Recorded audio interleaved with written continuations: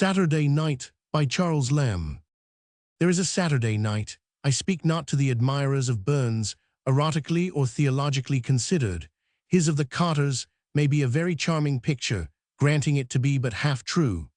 Nor speak I now of the Saturday night at sea, which Dibdin hath dressed up with a gusto more poignant to the mere nautical palate of uncalvanized South Britons. Nor that it is marketing night, with the pretty tripping servant maids all over London, who, with judicious and economic eye, select the white and well-blown fillet that the blue-aproned contender of the calf can safely recommend as prime veal, and which they are to be sure not to over-brown on the morrow. Nor speak I of the hard-handed artisan, who on this night receives the pittance which is to furnish the neat sabbatical dinner, not always reserved with judaical rigor for that laudable purpose, but broken in upon, perchance, by inviting pot of ale, satisfactory to the present orifice.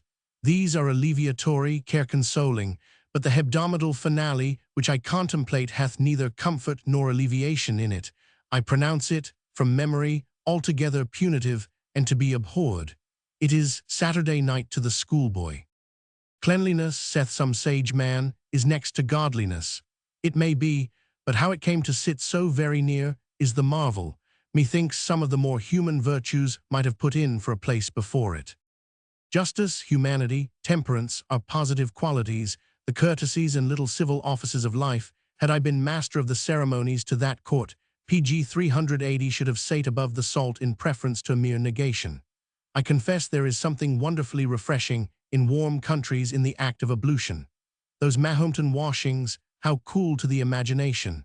But in all these superstitions, the action itself, if not the duty, is voluntary. But to be washed perforce, to have a detestable flannel rag soaked in hot water and redolent of the very coarsest coarse soap, ingrained with hard beads for torment, thrust into your mouth, eyes, nostrils, positively burking you under pretense of cleansing, substituting soap for dirt, the worst dirt of the two, making your poor red eyes smart all night, that they might look out brighter on the Sabbath morn, for their clearness was the effect of pain more than cleanliness.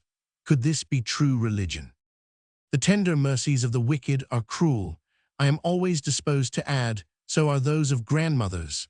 Mine, the print has made her look rather too young, had never-failing pretexts of tormenting children for their good. I was a chit then, and I well remember when a fly had got into a corner of my eye, and I was complaining of it to her, the old lady deliberately pounded 2 ounces or more of the finest loaf sugar that could be got, and making me hold open the eye as wide as I could, all innocent of her purpose, she blew from delicate white paper, with a full breath, the whole saccharine contents into the part afflicted, saying, "There, now the fly is out." 'Twas most true, a legion of bluebottles, with the prince of flies at their head, must have dislodged with the torrent and deluge of tears which followed.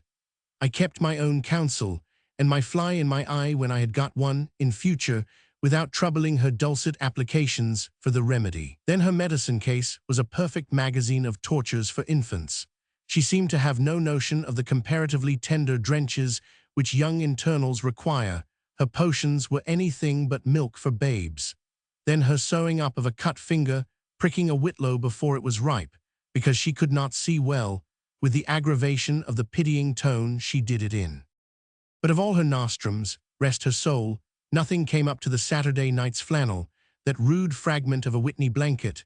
Wales spins none so coarse, thrust into the corners of a weak child's eye with soap that might have upsturged an Ethiop, whitened the hands of Duncan's she PG 381 murderer, and scoured away original sin itself. A faint image of my penance you see in the print, but the artist has sunk the flannel.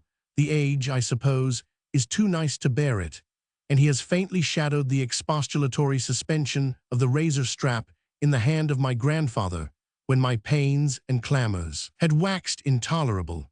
Peace to the shades of them both.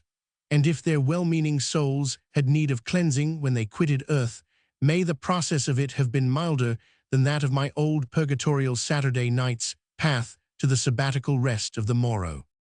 Nepos.